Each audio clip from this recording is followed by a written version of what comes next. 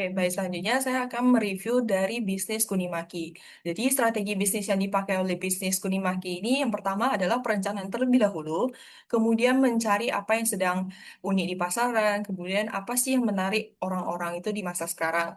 Kemudian strategi marketing yang dipakai adalah dengan membuat konten IG, membuat konten TikTok, dan juga terus-menerus posting di IG maupun TikTok. Dan sampai sekarang ini bisnis Kunimaki belum ada kerjasama dengan vendor sama sekali. Yang berikutnya, kami mau wawancarai salah satu usaha yang produknya sama seperti kami, yaitu Mochi. Hanya berbeda inovasinya saja. Usaha tersebut bernama Mochia. Saat Bifest kemarin, kami mau wawancarai kedua penjualnya bernama Kanadia dan Kak Ime dari jurusan sastra Jepang. Menurut Mochia, strategi bisnis proses yang mereka gunakan itu di mana mereka menggabungkan mochi yang adonannya biasa terkenal tradisi yang Jepang dengan rasa-rasa isian yang khas dengan Indonesia seperti serikaya, ubi, dan rasa-rasa khas Indonesia lainnya.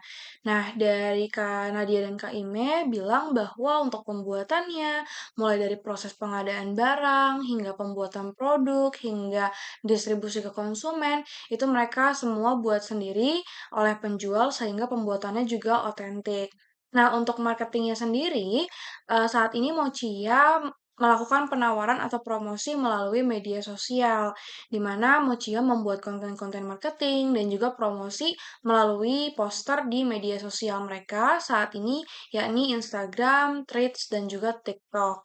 Nah, untuk penjualan sendiri juga mereka lakukan penawaran melalui relasi seperti pertemanan penjual atau ketika Bifest kemarin mereka langsung promosi ke customer yang melalui booth mereka. Nah, untuk kerjasama dengan vendor atau key partnernya, mereka belum memiliki kerjasama khusus dengan pihak kedua atau eksternal karena proses semua masih dijalani sendiri, hanya vendor bahan baku saja yang dari eksternal atau dari pihak lain. Perkenalkan, nama saya Karlina dan dari kelompok Monis, dan saya akan menjelaskan mengenai salah satu ide bisnis pada booth yang kita kunjungin ketika Bifest, yaitu yang bernama Jakarta Tology. Nah, Jakarta Tology ini tuh merupakan usaha gantungan kunci. Mana strategi bisnis mereka adalah mereka pertama-tama itu melakukan survei terlebih dahulu ke berbagai kalangan dan memperoleh hasil bahwa dari hasil surveinya kebanyakan orang-orang di under 30 atau di bawah usia 30 tahun itu memiliki interest terhadap zodiak. Dan oleh karena itu, ide bisnis mereka itu menggabungkan antara zodiak dengan budaya Jakarta. Kenapa digabungkan dengan budaya Jakarta? Agar budaya Jakarta itu tidak terlupakan di era modern pada saat ini.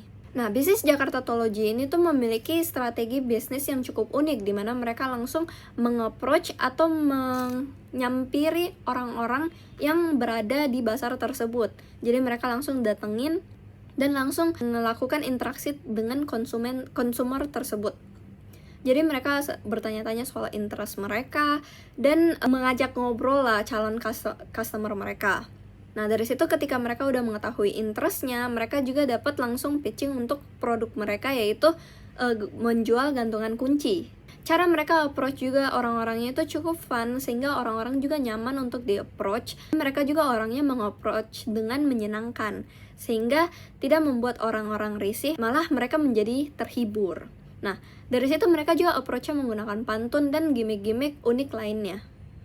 Untuk proses pembuatan dari gantungan kuncinya tersebut, mereka menggunakan vendor dari e-commerce yaitu Shopee, di mana mereka kerjasama dengan salah satu percetakan yang menjual jasanya pada e-commerce Shopee tersebut. Jadi mereka mengorder langsung melalui online untuk membuat souvenir gantungan kunci mereka yang akan menjadi barang dagangan mereka. Perkenalkan, nama saya Naila dari kelompok Monis. Hari ini saya akan merangkum salah satu usaha yang kami wawancarai, yaitu Jawara. Jawara menjual rice bowl dengan konsep unik, yaitu di bagian logistiknya. Strategi bisnisnya yaitu memiliki konsep seperti kopi jago yang suka berjualan di daerah yang tak terduga, tapi Jawara ini memfokuskan pada 3 tempat, yaitu perkantoran, universitas, dan public transport. Yaitu Jawara sendiri ingin mengubah yaitu masalah seperti ingin membeli tapi cukup lama dalam membeli, walaupun hanya beberapa orang saja yang membeli. Tapi di Jawara sendiri hanya perlu ingin memilih saus yang mana, lalu tinggal bayar dan ambil.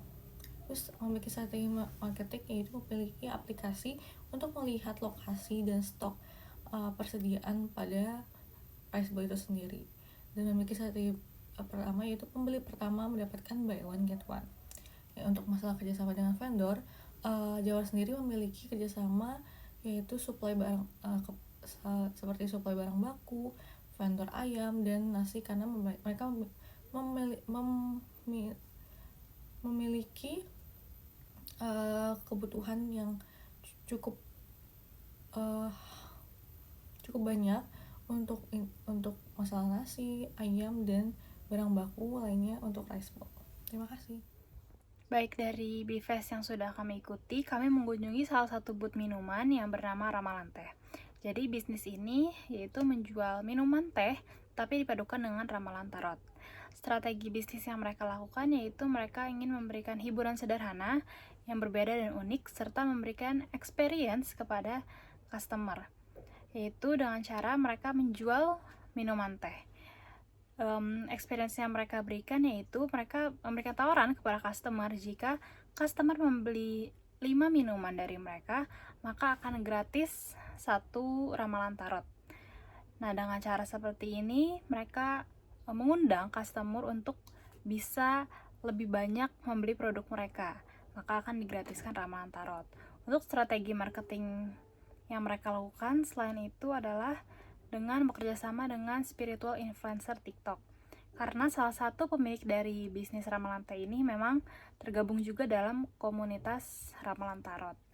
Maka dari itu mereka menggunakan tarot ini sebagai experience utama agar customer bisa membeli produk teh mereka.